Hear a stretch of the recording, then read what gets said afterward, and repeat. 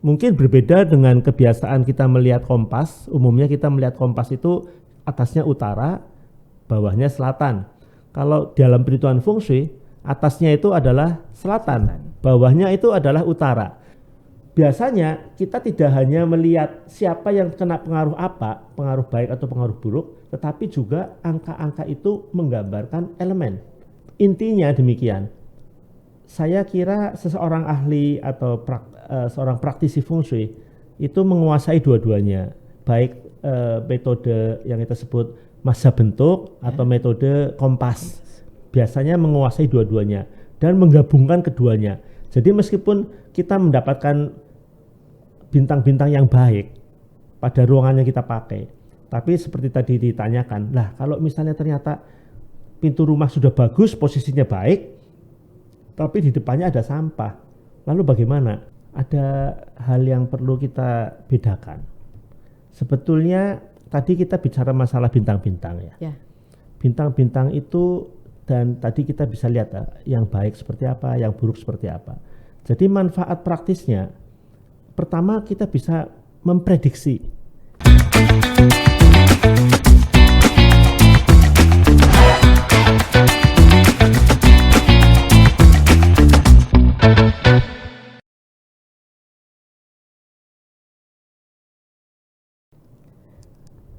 Salam jumpa, ketemu lagi dengan saya Indah dari Tribun Jatim Network. Tetap berbicara tentang Feng Shui. Seperti apakah itu, apa manfaatnya untuk kita? Selama ini orang hanya tahu Feng Shui itu tentang arah hadap rumah. Ternyata lebih dari itu. Feng Shui bisa digunakan untuk memprediksi apa yang akan terjadi, tidak hanya pada bangunan, tetapi pada semangat kita, pada kesehatan kita.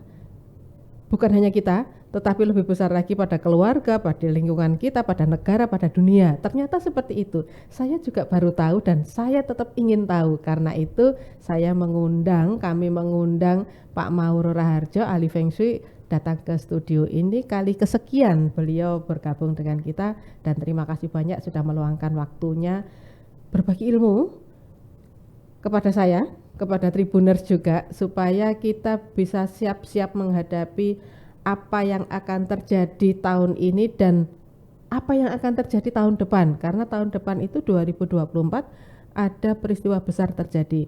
Pemilu iya, tahu saya. Tetapi bukan hanya itu. Ini ada perubahan besar pada perhitungan Feng Shui, perhitungan bintang kalau Pak Mauro menyebut. Nah, seperti apa perubahan itu, seperti apa dasarnya, konsepnya kita pahami dulu supaya ketika kita berbicara tentang praktiknya kita sudah tahu. Baik, terima kasih. Saya akan sapa Pak Mauro. Terima kasih Pak Mauro, selamat datang lagi di studio ini. Kita berbicara tentang perubahan pergerakan bintang-bintang.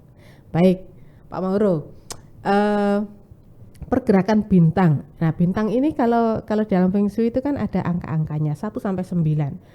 Itu seperti apa? Kemudian kalau yang lalu kita sudah berbicara tentang angka bintang 5 yang menjadi bintang apes, itu kita sudah tuntaskan kemarin. Nah, sekarang kita masuk pada ini Pak Mauro, pada praktiknya di tahun ini dan kemudian di tahun depan seperti apa itu. Tapi sebelumnya saya minta tolong, saya dijelaskan tentang dasarnya seperti apa sih si kotak-kotak yang ada di layar belakang kami itu, mengapa ada seperti itu, mengapa angkanya 1 sampai 9, mengapa 5 apa sudah kemarin.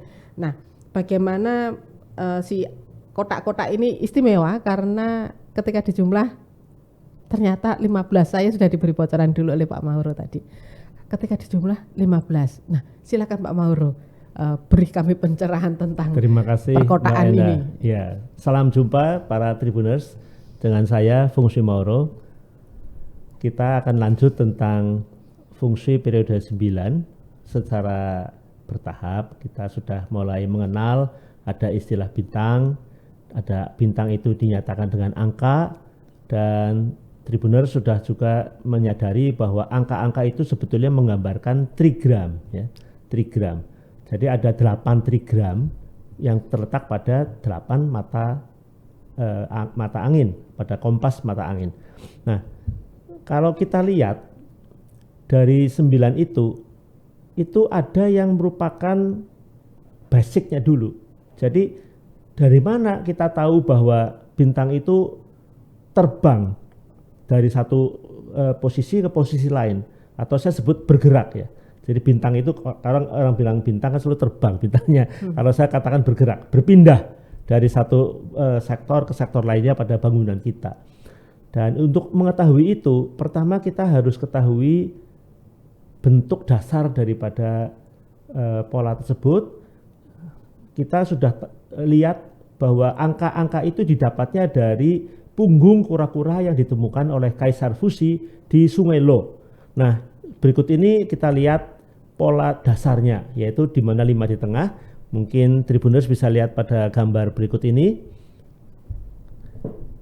Nah, kita lihat di sini bahwa titik-titik yang di sebelah kiri itu adalah titik-titik yang ditemukan di punggung kura-kura. Lalu diterjemahkan, ditaruh pada 9 kotak, di mana 9 kotak ini mewakili mata angin. Nah, mungkin berbeda dengan kebiasaan kita melihat kompas. Umumnya kita melihat kompas itu atasnya utara, bawahnya selatan. Kalau dalam perhitungan feng shui, atasnya itu adalah selatan, bawahnya itu adalah utara. Jadi kita perlu mengetahui secara kompas lebih dahulu, yaitu bahwa kalau di sebelah atas itu adalah selatan, berarti sebelah kirinya yang kelihatan angka 4 itu pasti adalah tenggara. Dan sebelah kanan dari 9 itu angka 2 itu adalah barat daya. Sedangkan di tengah, yaitu di sebelah kiri 5, itu kalau atasnya selatan, berarti sebelah kirinya itu adalah timur. Sebelah kanannya itu adalah barat. Jadi 7 itu menempati barat, 3 menempati timur. Dan yang di bawahnya lagi kita bisa lihat 1 ada di tengah. Kemudian bintang 6 itu ada posisi barat laut, 1 di utara, dan 8 di posisi timur laut.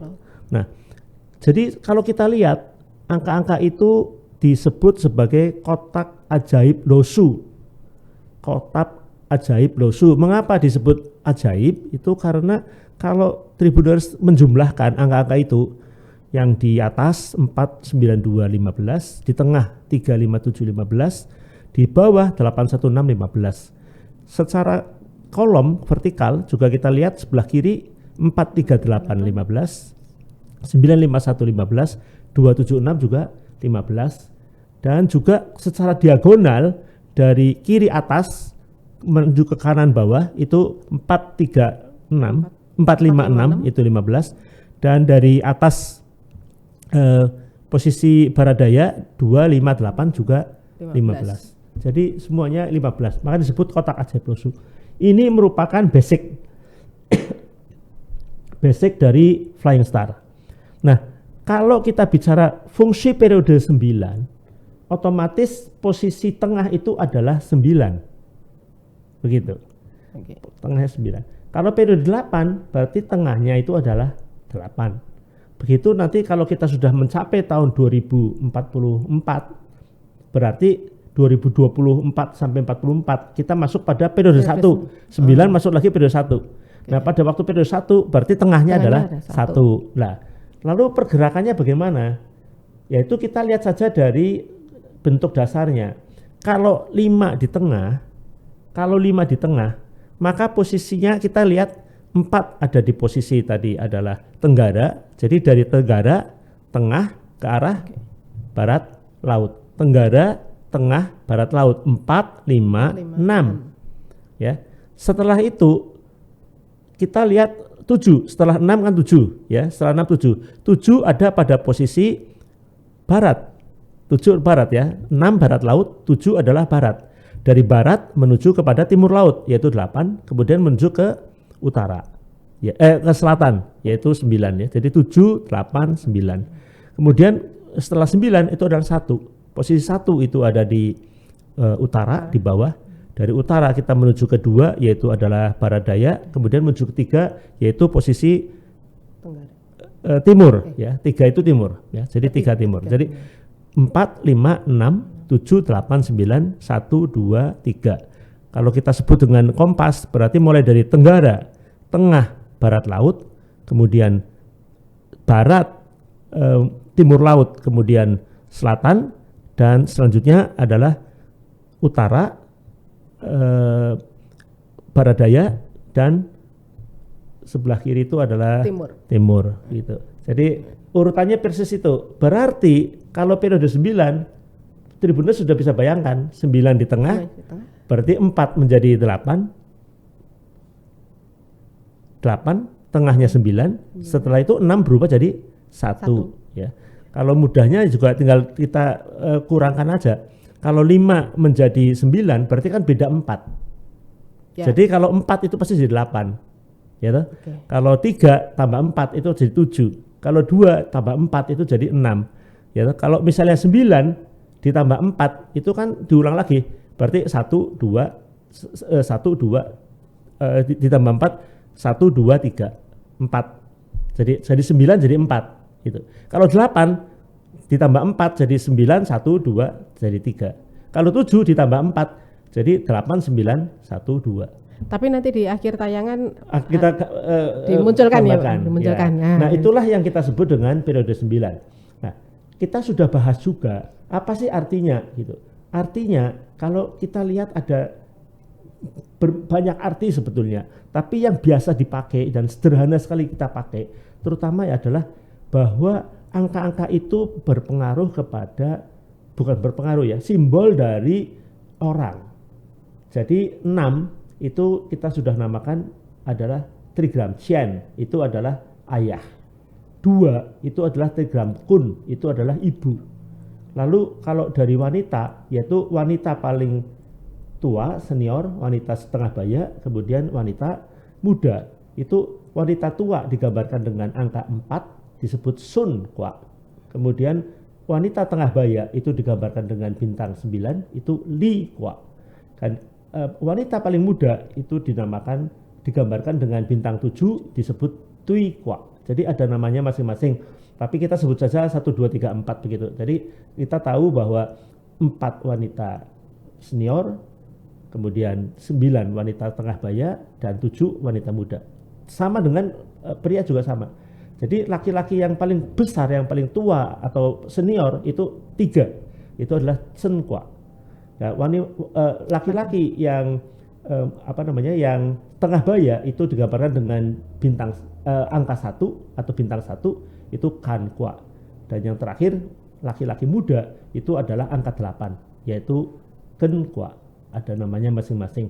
Nah, berarti kita tahu bahwa posisi itu baik untuk atau buruk itu nanti kita lihat dari komposisi atau pola ya, komposisi bintang atau pola bintang untuk feng shui periode 9 yang akan kita gambarkan nanti pada selanjutnya, di mana bintang-bintang itu akan menjadi 3 angka pada masing-masing kotak, 3 angka, dan bisa kita terjemahkan ya, kita bisa terjemahkan. Misalnya di situ ada angka yang baik itu adalah atau bintang yang baik itu adalah 1, 6, 8, 9. Itu selalu demikian. Dan bintang yang dianggap kurang baik terutama adalah 5 dan 2. Untung pada periode 9 bintang 2 termasuk baik, tapi bintang yang menjadi buruk itu adalah bintang 7. Nah, siapa yang bergabung dengan bintang 7 dan bergabung dengan bintang 5 tentu saja harus hati-hati, karena pada waktu itu akan terjadi hal yang buruk pada angka-angka yang menggambarkan masing-masing individu tadi. Nah, para Tribuners, biasanya kita tidak hanya melihat siapa yang kena pengaruh apa, pengaruh baik atau pengaruh buruk, tetapi juga angka-angka itu menggambarkan elemen, yaitu bintang 1 itu simbol air, bintang 9 simbol api, kemudian bintang 3 dan 4 itu simbol kayu, bintang 6 dan 7 simbol logam, dan bintang 8, 5, dan 2 adalah simbol tanah. Nah, yang penting elemen itu juga merupakan simbolisasi dari organ-organ badan kita yang paling penting. Organ badan kita yang paling penting terutama itu adalah jantung, kemudian hati, paru-paru, ya, kemudian ginjal, dan pencernaan kita. Kalau kita tidak mempunyai salah satu organ itu, niscaya kita tidak hidup. Nah, jadi organ-organ itu digambarkan dengan elemen. Misalnya jantung itu digambarkan dengan disimbolkan dengan elemen api. Ya. Kemudian elemen lainnya yaitu kayu itu menggambarkan hati. Ya. Kemudian air menggambarkan ginjal, tanah menggambarkan pencernaan, dan logam menggambarkan paru-paru atau sistem pernapasan. Nah, jadi lalu organ-organ yang sifatnya lebih minor itu mengikuti saja. Seperti misalnya yang tergabung dengan bintang 9 atau api, selain jantung tentu saja ada saraf, mata, kemudian sistem darah itu. Yang terkait dengan air yaitu adalah ginjal. Yang terkait dengan ginjal pasti adalah alat produksi genital ya, alat genital, kemudian juga kekebalan badan. Jadi itu kekebalan badan itu penting, maka kadang-kadang satu itu penting untuk kekebalan. Nah, kemudian yang terkait dengan paru-paru atau sistem pernapasan tentu saja adalah hidung, kerongkongan, dan juga termasuk pada unsur logam yang tergabung pada pernapasan itu adalah tulang, gigi. Nah, sedangkan kayu yang menggambarkan hati itu juga adalah ada turunannya. Jadi yang dekat dengan hati itu empedu. Kemudian juga leher, otot itu termasuk pada organ-organ yang minor. Nah, para tribuners, jadi kita nanti tahu misalnya saja begini, saya gambarkan begini. Kalau misalnya Anda tahu bahwa bintang 5 itu bintang apes, lalu berkumpul dengan bintang 9 pada pola atau komposisi dari salah satu sudut kompas di fungsi periode 9 bergabung dengan 5, karena 9 menggambarkan jantung dan 5 apes, berarti tempat itu buruk sekali untuk mereka yang kena atau bahkan akan terkena penyakit yang mengganggu kesehatan jantung, seperti begitu. Dan hal yang lainnya sama, umpamanya tadi 5 dengan 7 itu adalah metal itu adalah paru-paru. Kalau 5 dengan 7 itu selain 7 menggambarkan wanita muda, juga 7 itu menggambarkan paru-paru. Jadi apa yang terjadi pada sudut tersebut itu nanti adalah gangguan pada kesehatan pernapasan. Demikian selanjutnya nanti kita akan lebih ramai kalau sudah melihat contoh-contoh untuk di dalam rumah seperti apa cara penerapannya, dan ini kita pakai untuk melindungi kita terhadap bahaya-bahaya gangguan yang sifatnya keapesan pada keuangan, karir, serta juga pada kesehatan, dan terutama juga yang berpengaruh kepada kebahagiaan kita. Saya kira ada 3 yang paling pokok, yaitu kesehatan, yang kedua adalah kemakmuran, dan ketiga adalah kebahagiaan. Nah, 3-tiganya mungkin nanti bisa kita pakai untuk menerjemahkan apa pengaruh dari pola fungsi periode 9 kepada rumah Anda masing-masing. Dengan contoh-contoh ini mudah-mudahan nanti bisa sangat bermanfaat untuk menghadapi fungsi periode 9. Begitu Mbak Ena. Pak Mauro, misalnya rumah saya sudah terlanjur membangun rumah. Ya. Kemudian ada posisi-posisi tertentu yang ternyata ini apes nih. Ya. Apes, padahal itu ada di kamar saya, ruang tidur saya. Ya.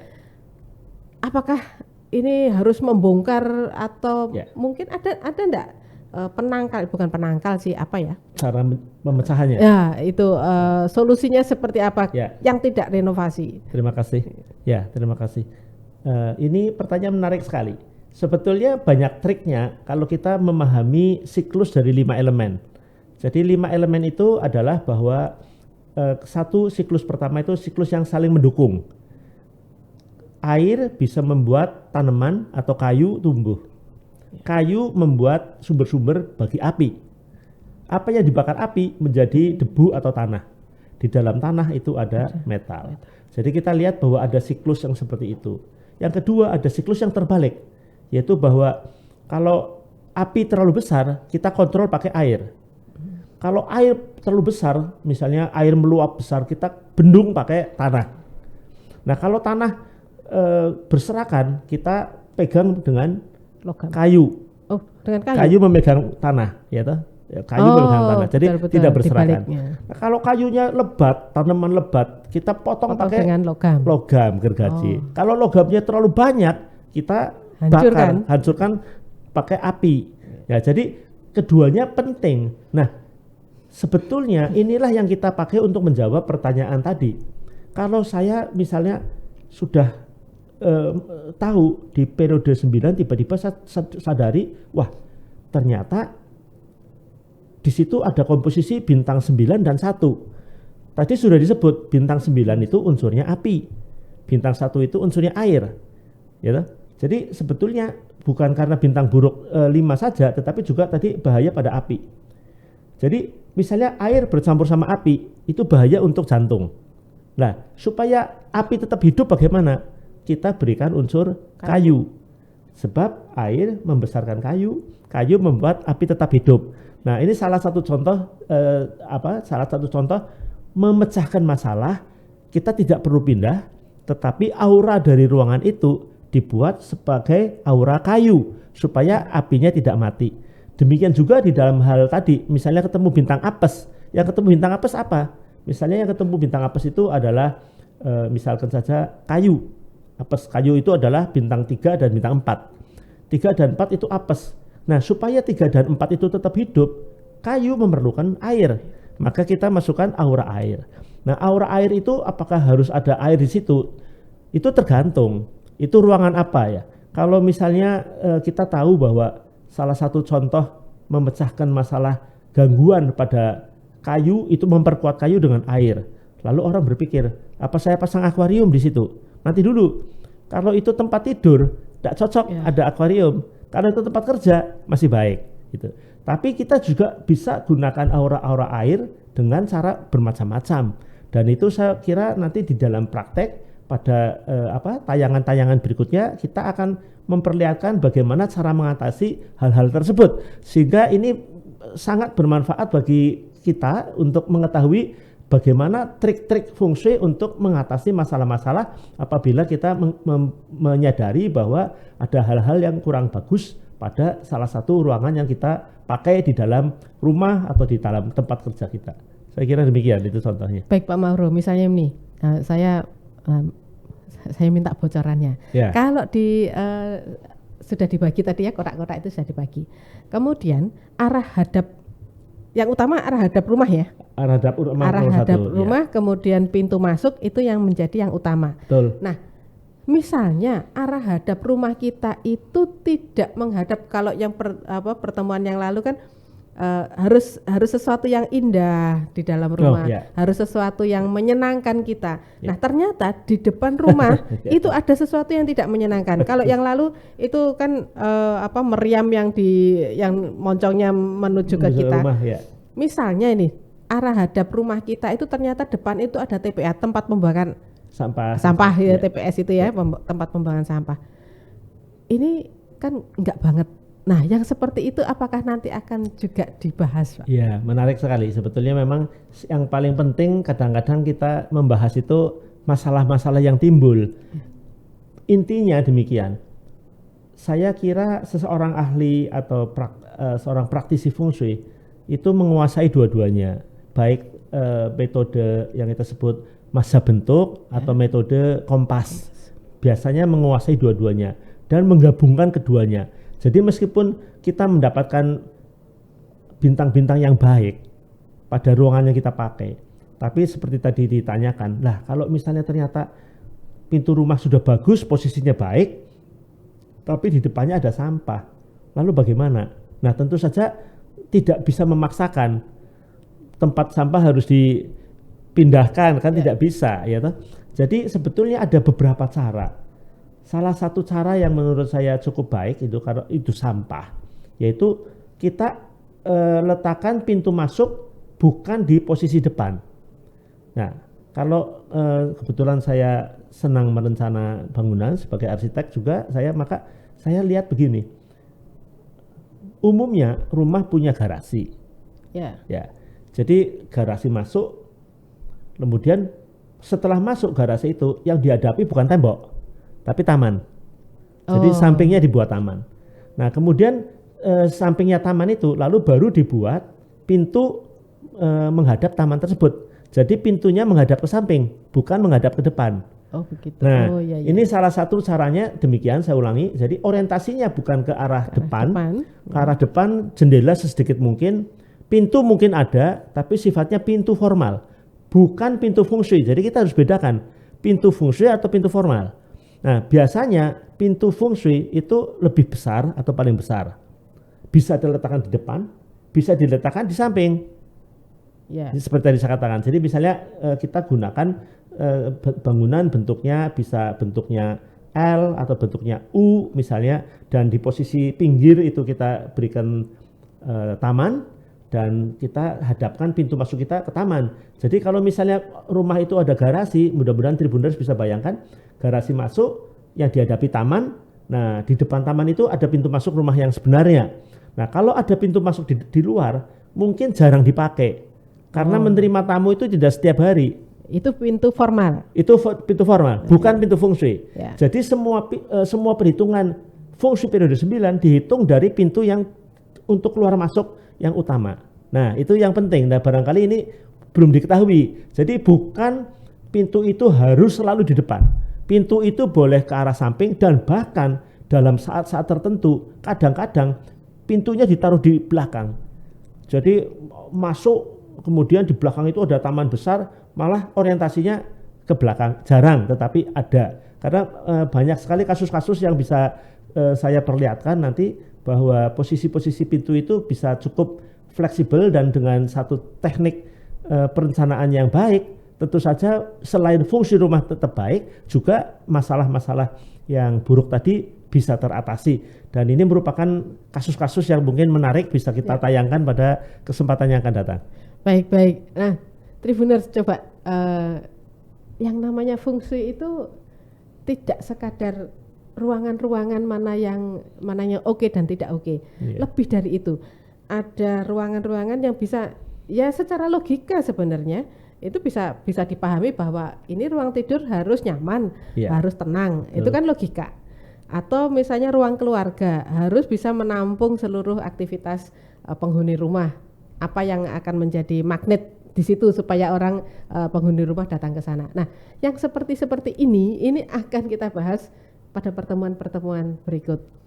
Mungkin spesifik. Spesifik itu artinya seperti tadi. Kasuistik. Ya, kasuistik. Ada rumah menghadap ke tempat sampah, ada rumah yang diapit oleh gedung tinggi kanan dan kiri. Nah, itu kan membuat penghuni rumah tidak nyaman, dan harus ada solusinya. Nah, solusi seperti apa? Ya itu yang akan dibahas bersama Pak Mauro nanti ketika kita mulai masuk ke dalam praktik. Pak Mauro, ini pertanyaan terakhir. Ya. Sebenarnya feng shui ini bisa dipelajari semua orang ya? Betul. Tetapi karena teknis di belakang perhitungannya itu rumit banget, maka orang seperti saya lebih suka menerima matengannya, yang mentahannya biarlah Pak Mauro yang berhitung. Sebenarnya Pak Mauro, ilmu seperti ini manfaat praktisnya itu apa Pak Mauro? Oh begitu ya.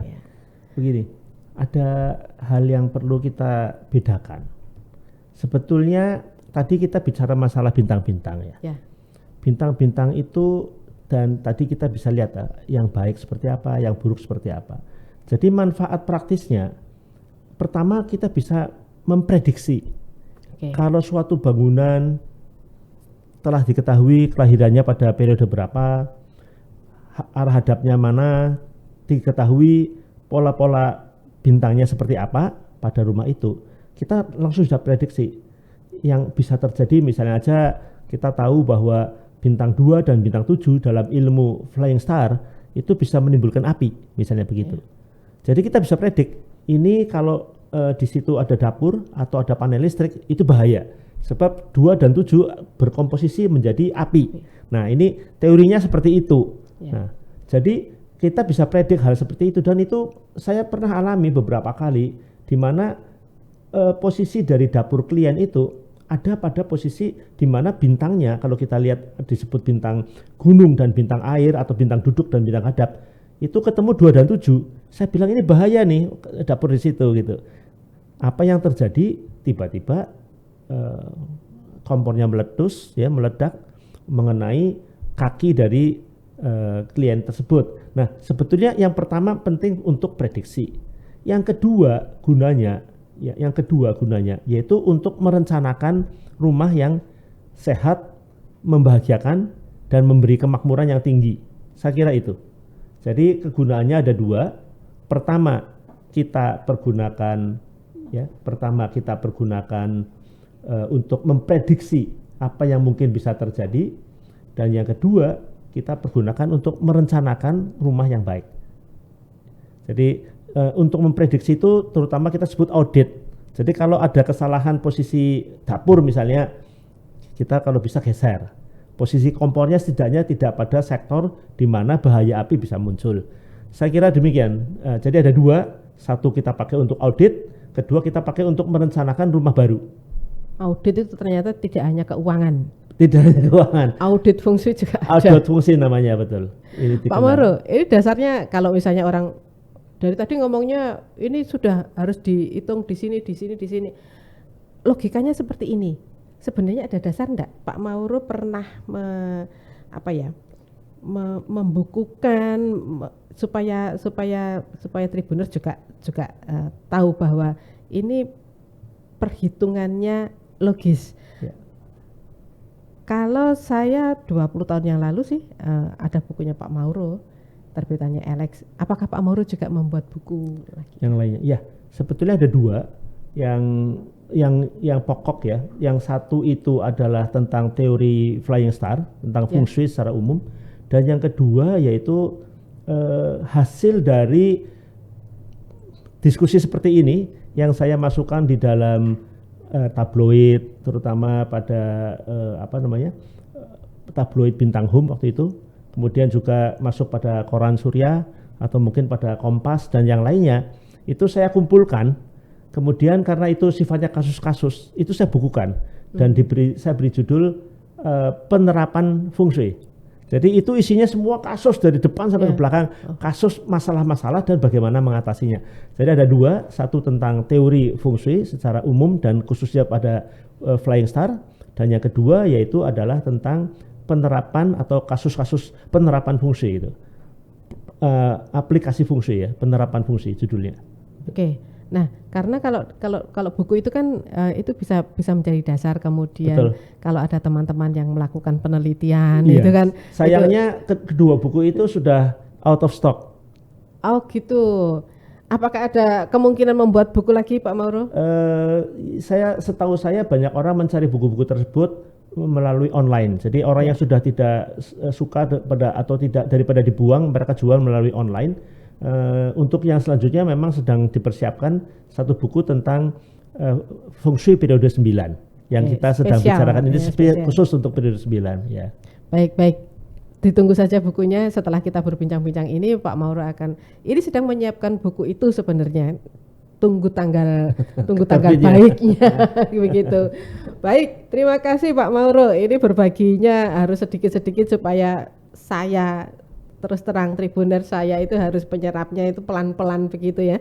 Otak saya sudah tidak seperti spons seperti anak-anak begitu. Jadi sedikit demi sedikit seperti apa dasar perhitungannya, seperti apa kotak-kotak ajaib yang 15 itu memang harus pahami dulu supaya ketika kita berbicara tentang praktik pada pertemuan berikutnya kita sudah tahu sebenarnya apa yang menjadi dasar mengapa ada angka di tengah, mengapa yang lain mengikuti, dan seperti apa angka-angka itu berfungsi pada kita, pada ruangan, pada kesehatan kita, pada terutama itu akan tertuju pada kemakmuran, kesehatan, kemudian kebahagiaan, maka itu yang harus kita pahami dulu.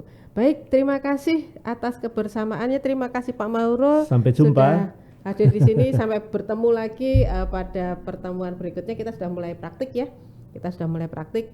Silakan yang ingin mengajukan pertanyaan, kalau ada denah rumah silakan disusulkan di bawah di YouTube itu, nanti Pak Mauro yang akan membahas. Baik, terima kasih. Saya harus pamit. Terima kasih atas kebersamaannya. Jaga kesehatan terus supaya kita bisa menyiapkan diri, menyiapkan rumah kita, tempat kerja kita sesuai dengan fungsi supaya kita menjadi lebih kuat, lebih apalagi Pak Mauro ya kalau sudah fungsi dilakukan itu. Sehat, lebih sejahtera happy. Itu happy itu yang kita mau bersama. Baik, terima kasih. Salam, saya pamit.